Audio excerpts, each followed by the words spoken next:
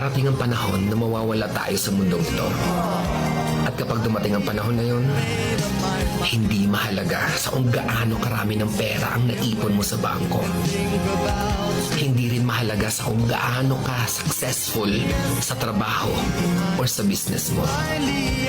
At lalong hindi mahalaga sa kung gaano kaganda ng mukha at ng katawan mo.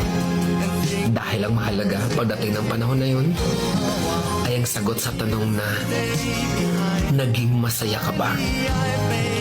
Nagawa mo ba ang kagustuhan ng puso mo kahit pag-gaano ka malito sa mata ng mundo?